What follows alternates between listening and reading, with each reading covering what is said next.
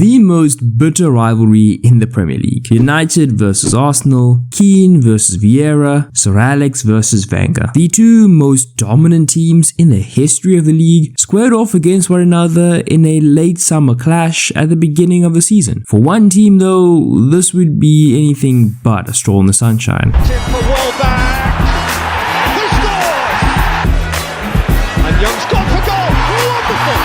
Young, Rooney, These two teams could not have come into this game in more different positions even if they tried. United had just cruised to another league title the season before, beat bitter rival City in the Community Shield, and had just won their first two games of the season by a combined score of 5-1. They were rolling. Arsenal, on the other hand, had finished a distant fourth in the previous season, were heavily criticized for a, let's call it, interesting transfer window, and hadn't scored a goal all season, sitting with just 1 point after 2 games. Things were still early though, and these two teams could easily swap positions in the league hierarchy.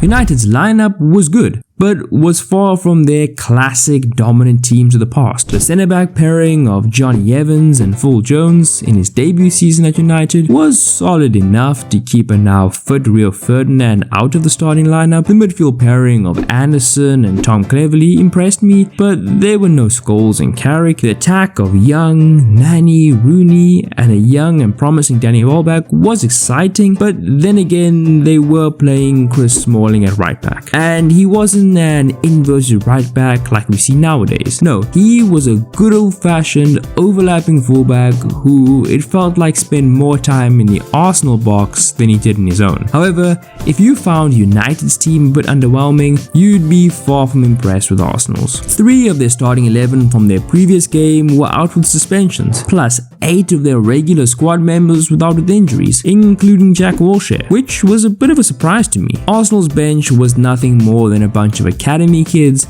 and Marouane Chamakh. United dominated the first quarter of the game and opened the scoring after Anderson played a cute little scoop ball over the top, and with help from some shambolic defending from the Arsenal centre-backs, Welbeck was able to simply nod the ball into the back of the net. 1-0 United. Not even 5 minutes later though, Arsenal were gifted a penalty after Johnny Evans tugged on Theo Walcott. Arsenal's captain and talisman Robin van Persie stepped up and smashed David De Gea actually saved a penalty? I wonder what happened to that ability. About 90 seconds later, United had the ball at the other end, and Ashley Young uncorked this absolute perler into the top right. He shifts it onto his right and curves this past Chesney, and there's nothing anyone can really do about that. From being so close to level, Arsenal were now down 2-0. Things simmered down for a bit, but United continued to try and pepper Arsenal's high line, and around the 40th minute, Tom Cleverley played a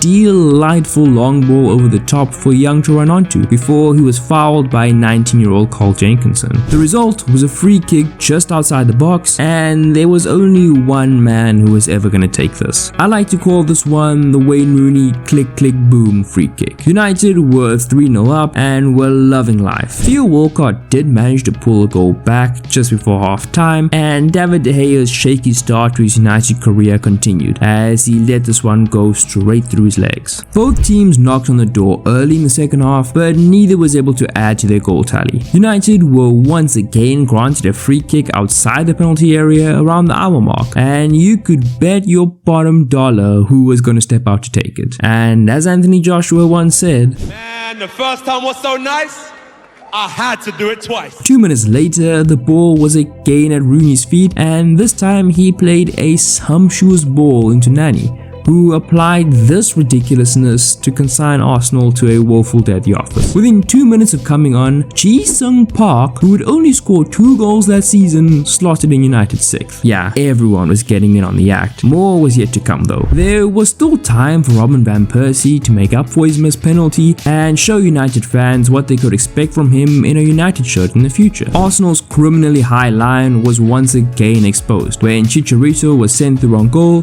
before being fouled by Jenkinson, who was sent off as a result. Rooney now had the opportunity to make it 3 from 3, and you bet fairy tale endings weren't really Rooney's thing. He made up for it though by converting his penalty to make it a hat-trick for him. Finally then, Ashley Young, who it looked like would only score bangers, wrapped this one into the goal to put Arsenal out of their misery. 8-2. A drubbing. Speaking to BBC Sport after the game, Arsene Wenger described the result as humiliating, but claimed it was not an 8-2 game. Ferguson was empathetic towards Wenger, saying he had been a big adversary and will continue to be when he gets his big players back. In a poll conducted by Sky Sports in 2017, United supporters voted it as the club's greatest ever match in the Premier League. Despite the strength of the victory, Manchester United went on to have a trophyless season, though they came close to winning the Premier League, finishing level with Manchester City on 89 points. The league, however, was decided by goal difference for the first time, and Manchester City ended up taking the title thanks to an 8-goal advantage over their city rivals. Arsenal finished in third with 70 points. Have to say bye bye yo, bye bye yo.